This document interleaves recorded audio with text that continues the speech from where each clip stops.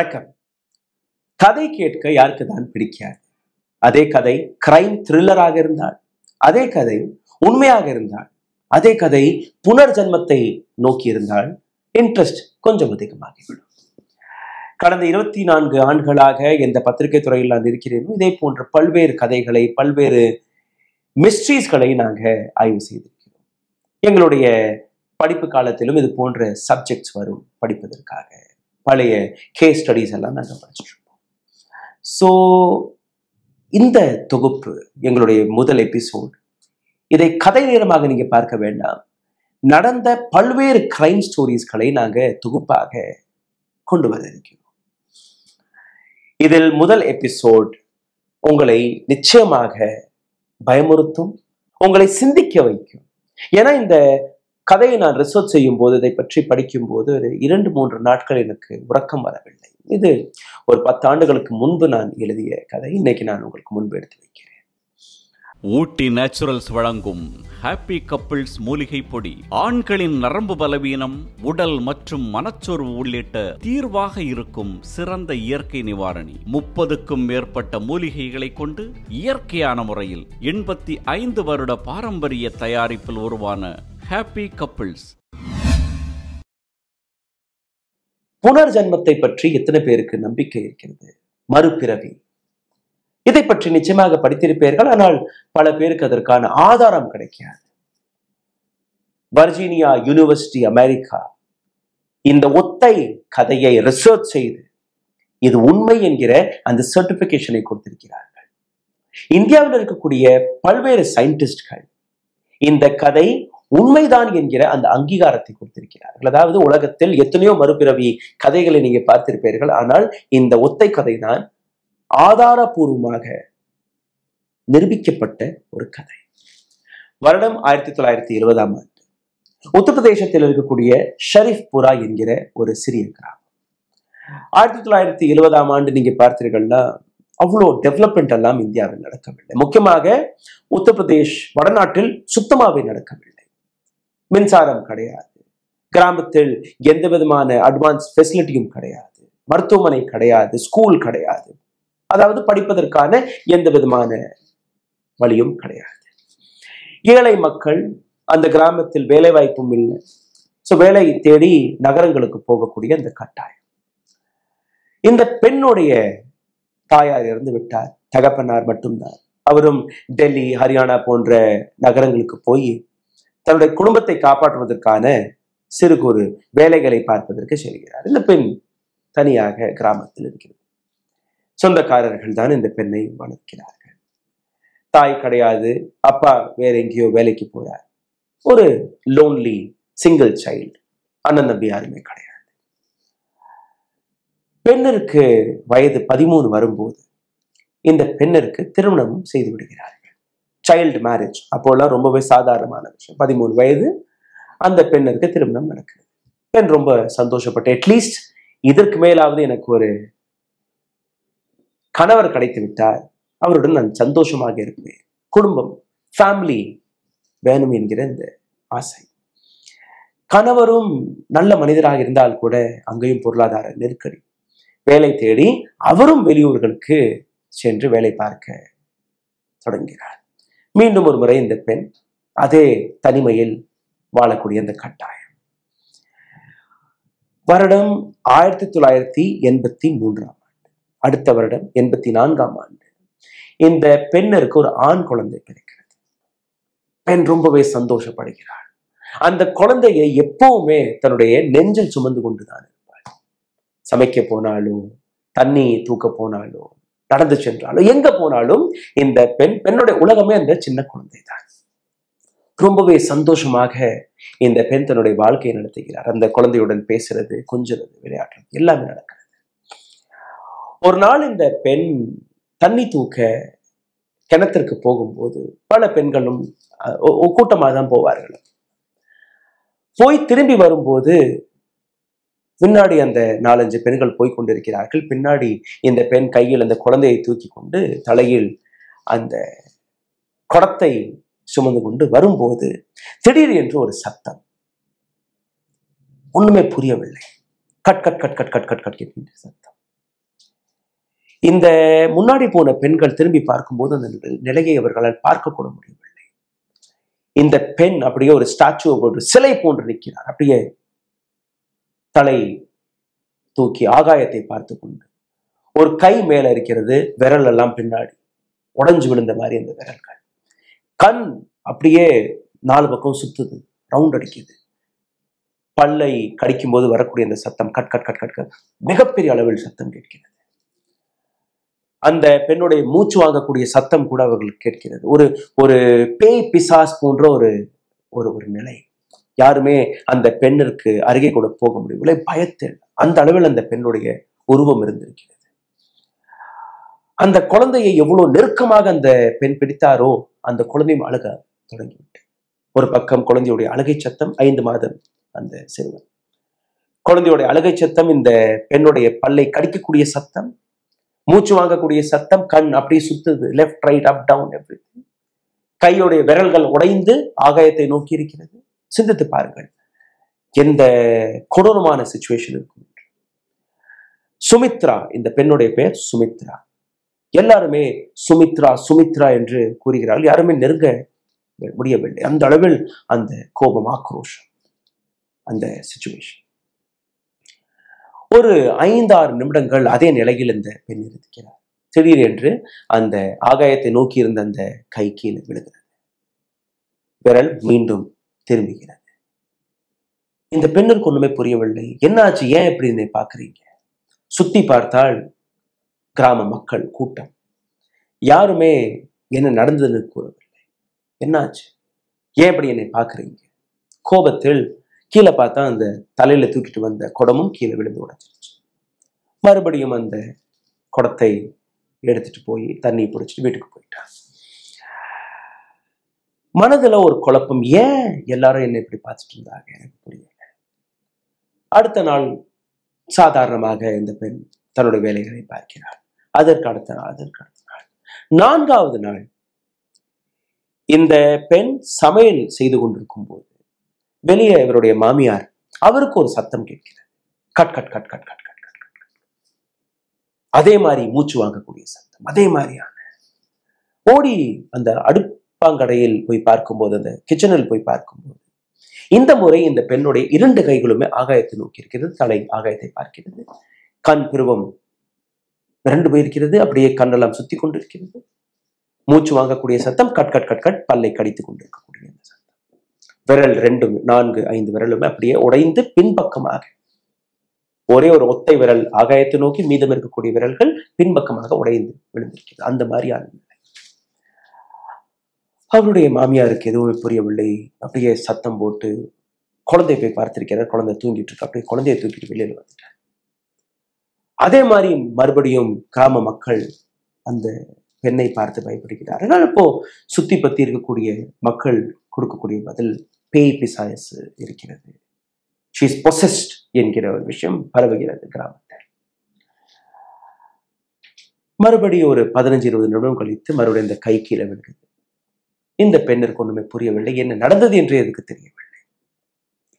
இந்த முறை வெளியே போன கணவருக்கு தகவலை அனுப்புகிறார்கள். அப்போல்லாம் இந்த டெலிஃபோன் இதெல்லாம் இருக்காது. யாரோ போற நபர்கள்ட்ட தகவல் கொடுத்து அனுப்புகிறார்கள். இந்த மாதிரி உன்னோட மனைவிக்கு பேய் பிசாசு பிடித்திருக்கிறது, உடனடியாக ஊருக்கு வரப்படும். அவருக்கு எப்போ போய் செய்தி கிடைத்ததோ ஒரு வாரம் கழித்து அவர் வருகிறார். அதுக்குள்ள மீண்டும் 1 வாட்டியோ 2 வாட்டியோ இந்த பெண்ணிற்கு இதே நிலை நடக்கிறது. கணவர் ஊருக்கு வந்துட்டாரு. கணவருக்கு எல்லா விஷயமும் எடுத்து காட்டுறார்கள் அங்க இருக்கக்கூடிய கிராம மக்கள், குடும்பத்தினர். இதற்கு மேல் நீ வெளியெல்லாம் போய் வேலையெல்லாம் பார்க்கக்கூடாது, என்ன எப்ப நடக்கும்னே தெரியல, இரவு நேரங்களில் இது மாதிரி நடந்துச்சுன்னா இந்த குழந்தைய கூட கொல்லக்கூடிய நிலை வந்துவிடும், we cannot trust her. சரி, கணவரும் வேலையெல்லாம் விட்டுட்டு கிராமத்துல அடிக்கடி இந்த நிலையில் இந்த பெண் போகிறார். ஆனா யாரையுமே எதுவுமே செய்யறதில்லை. she was like safe. ஆனா அந்த நிலையை பார்ப்பதில் மக்களுக்கு வரக்கூடிய அந்த பயம் ரொம்பவே ஒரு பெரிய அளவில் அச்சத்தை உருவாக்கியது. இதே மாதிரி இந்த சிச்சுவேஷன் போய்கொண்டிருக்கும் போது ஜெகதீஷ் சிங், கணவருடைய பேர் ஜெகதீஷ் சிங், என்ன செய்யறதுன்னு என்றே புரியவில்லை. பல்வேறு இடங்களுக்கு காட்டியிருக்கிறார்கள், எதுவுமே எந்த உதவியும் கிடைக்கவில்லை. ஏப்ரல் மாதம் 1985ஆம் ஆண்டு இந்த சம்பவம் முதல் முறையாக நடக்கக்கூடிய அந்த சம்பவம். திடீர் என்று நீங்க பார்த்தீர்கள்னா ஜூலை மாதம் 1985ஆம் ஆண்டு மீண்டும் ஒரு முறை இந்த பெண்ணிற்கு அதே மாதிரி நடக்கிறது. இதுக்கு முன்னாடி இந்த பெண்ணிற்கு எப்பெல்லாம் இப்படி நடக்கிறதோ ஒரு வார்த்தை கூட இந்த பெண் பேசாது. ஏதோ பேச முயற்சிக்குமே ஒழிய, ஆனால் வாயிலிருந்து வார்த்தை வராது. இந்த முறை ஒரு மாற்றம் நடந்தது. இந்த பெண் வாயிலிருந்து வந்த அந்த ஒத்தை வார்த்தை ஹிந்தியில், அதுவும் கிராமத்தில் பேசக்கூடிய அந்த ஹிந்தியில், ஒரு பாலிஷ்டான ஹிந்தி, பியோர் ஹிந்தி. அந்த பெண் பேசிய விஷயம், அடுத்த 3 நாட்களில் நான் சாக போகிறேன். இத பேசினதுக்கு யாருக்குமே புரியவில்லை. அக்கம் பக்கத்தில் இருக்கக்கூடிய எல்லாருமே ஒரு மிரண்டு போயிட்டார்கள். என்ன இதுவரை நடக்காத விஷயம் இன்னைக்கு நடந்திருக்கு. ஏற்கனவே பேய் பிசாசு பிடிச்சபடி நாங்கள் நம்பிக்கொண்டிருக்கிறோம். இன்னைக்கு 3 நாட்கள் கழிச்சு நான் சாக போகிறேன் என்று இந்த பெண் கூறியது இன்னும் பயத்தை உருவாக்கிவிட்டது. அந்த பெண்ணுடைய கை மறுபடியும் கீழே வருது, நார்மல். இப்போ அந்த கணவரால் பொறுத்து கொள்ள முடியவில்லை. கணவர் உட்கார்ந்து பேசுறார். இந்த மாதிரி என்ன நடந்துச்சுன்னு உனக்கு தெரியுமா? என்ன நடந்துச்சு? ஒண்ணுமே நான் சமைச்சிட்டு தானே இருந்தேன். இல்ல, மீண்டும் ஒரு முறை நீ அதே மாதிரி. ஓகே, இந்த 6-7 மாசத்துல மக்கள் கொஞ்சம் கொஞ்சமா அந்த பெண்ணை கொண்டு பேசியிருக்காங்க, இதெல்லாம் ஒண்ணு நடக்குது. அப்போ அந்த பெண் தன்னுடைய குழந்தை, தன்னுடைய கணவர் எல்லாருக்கையும் விட்டு கொஞ்சம் விலகி இருக்க ஆரம்பிக்கிறார். குழந்தை, முக்கியமாக குழந்தை. ஒரு 5-6 பேர் இருந்தால் மட்டும்தான் குழந்தையை போய் கொஞ்சுறது. தனியா இருந்தால் குழந்தைக்கு பக்கத்துல கூட போறது இல்லை. மாமியார் தான் அந்த குழந்தையை பார்த்துட்டு இருக்காங்க. ரொம்பவே அவ்வளவு பாசமாக இருந்த குழந்தையை கூட விட்டு தூர விலகக்கூடிய தருணம். கணவர், நான் ஒரு விஷயத்த நான் சொல்றேன், நீ அதை புரிஞ்சுக்கோ. நான் என்ன அப்படி பேசிட்டேன்னு அந்த பெண் கேட்க, கணவனால் பொய் பேசி எதுவுமே இதற்கு மேல் சாதிக்க முடியாது, இந்த மாதிரி பேசிட்டாளே என்கிற ஒரு விஷயம். அடுத்த 3 நாள்ல நான் செத்து போயிருவேன் நீ சொன்ன அப்படின்னு. இந்த பெண்ணும் சிரிச்சு, அதெல்லாம் இல்லை, நீங்க பொய் பேசுறீங்கன்னு அந்த விஷயத்தை விட்டு. ஆனால் மனதில் அந்த பெண்ணிற்கு அந்த விஷயம் பதிஞ்சிருச்சு. அடுத்த நாள், 2வது நாள் அந்த பெண் சாதாரணமாக இருந்திருக்கிறார். 3வது நாள் இந்த பெண் ஒரு விஷயத்தை டிசைட் செய்திருக்கிறார். அதாவது, நான் எந்த விதமான வேலையும் செய்ய மாட்டேன், இன்னைக்கு தண்ணி தூக்க போக மாட்டேன், அங்க போனா கிணத்துல விழுந்து நான் செத்து போயிருவேன், சமைக்க மாட்டேன், நெருப்பு தீப்பற்றி நான் எரிஞ்சு போவேன், நான் எந்த விதமான வேலையும் பார்க்க மாட்டேன், இந்த அறையில இருந்து நான் வெளியில வர மாட்டேன். அந்த பெண்ணிற்கு இருக்கக்கூடிய பயம். அதே போன்று அந்த குடும்பத்தினர்களும் அந்த பெண்ணிற்கு பாதுகாப்புடன் இருந்திருக்கிறார்கள். காலை மதியமாகிறது, மதியம் மாலை ஆகிறது, இன்னும் ஒரு சில மணி நேரங்கள் தானே, இதுவரை ஒண்ணுமே நடக்கவில்லை. எல்லாருமே கொஞ்சம் சரி, இது ஏதோ பேசிருச்சுங்கிற விஷயத்த விட்டுட்டாங்க.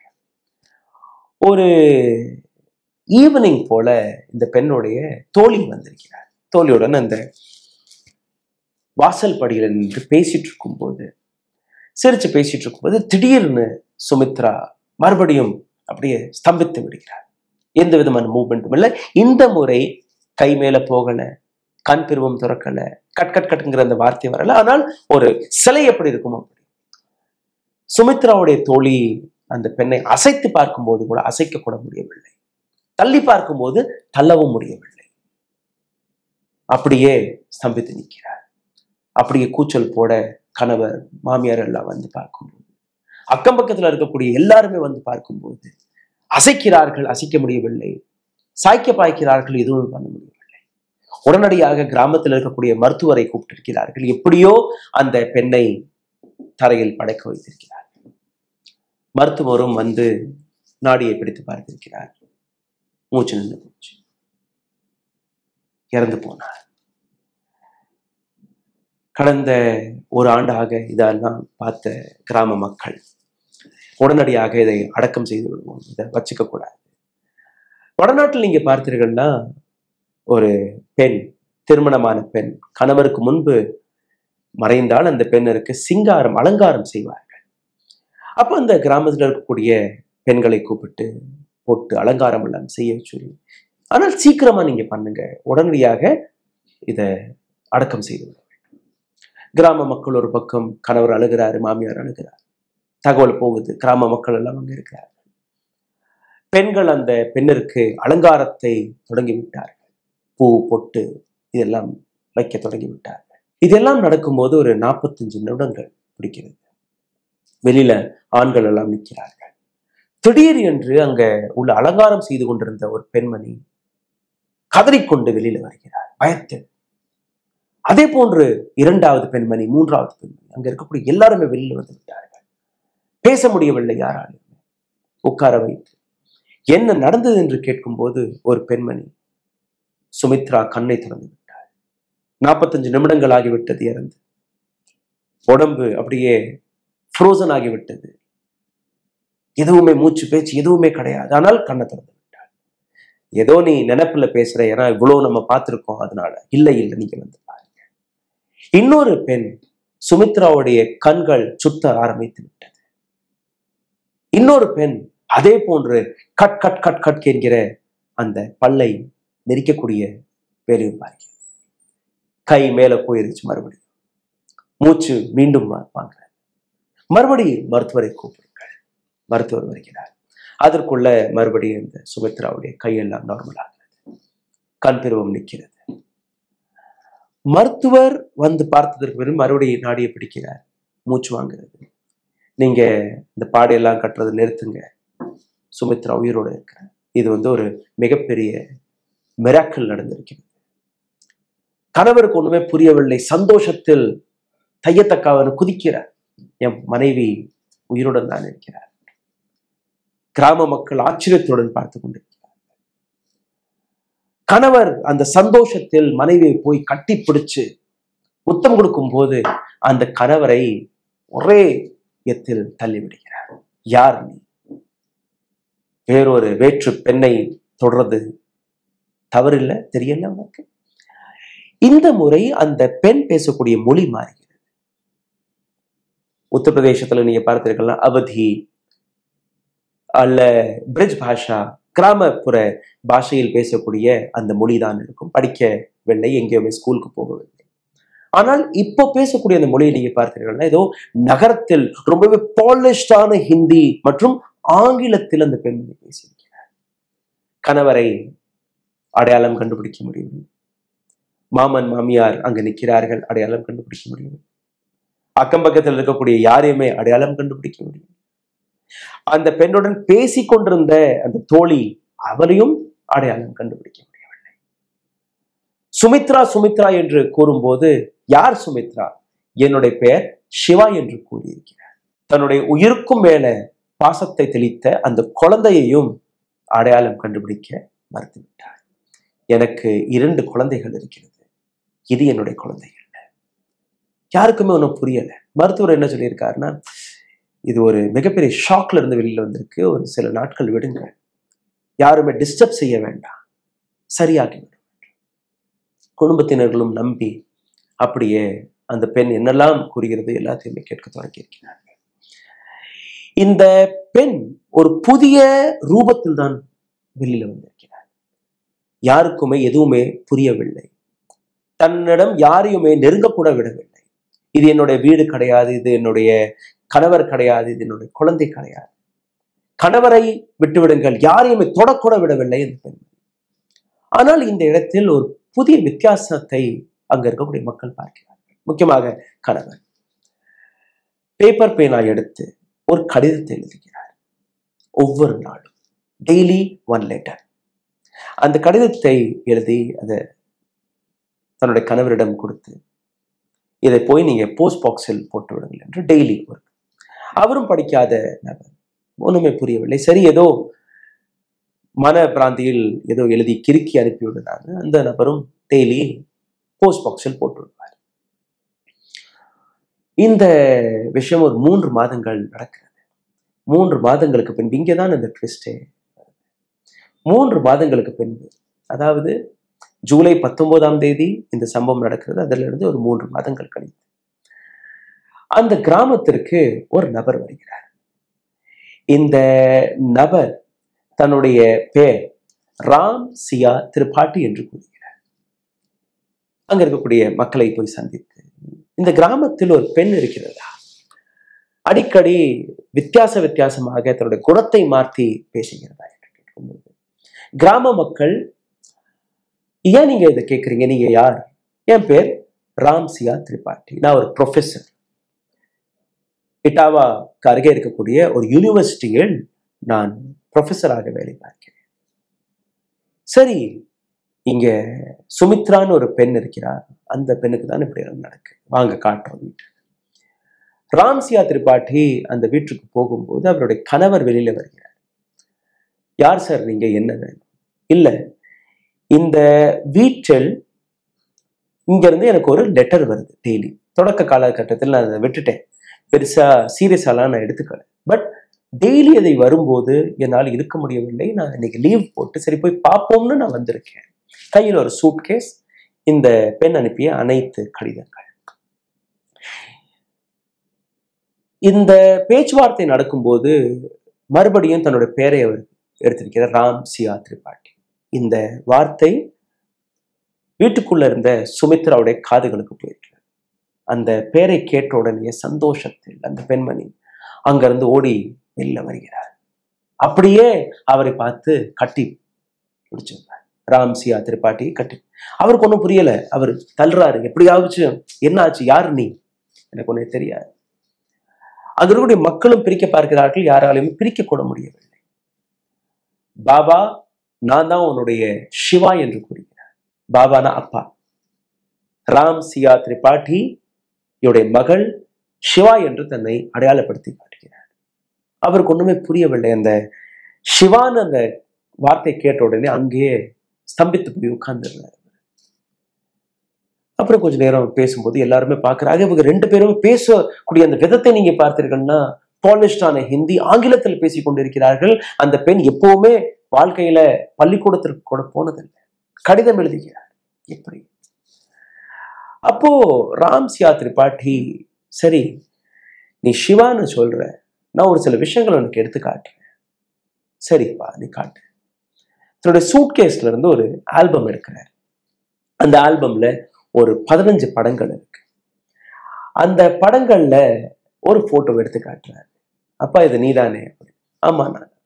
பக்கத்திலேயே ஒரு லேடி, அவருடைய படத்தை காட்டி, இது என்னுடைய அம்மா, இது என்னுடைய தம்பி, இது அந்த மாதிரி சித்தப்பா மகன், பெரியப்பா மகன், ரிங்கு என்னுடைய பெரிய மகன், டிங்கு என்னுடைய சின்ன மகன், 2 மகனுடைய, என்னுடைய கணவர், இதெல்லாம் காட்டிட்டு வரும்போது ஒரு இடத்தில் ஒரு பெண்ணுடைய போட்டோவில் அந்த விரலை வைத்து அப்படியே பாஸ் ஆகியது.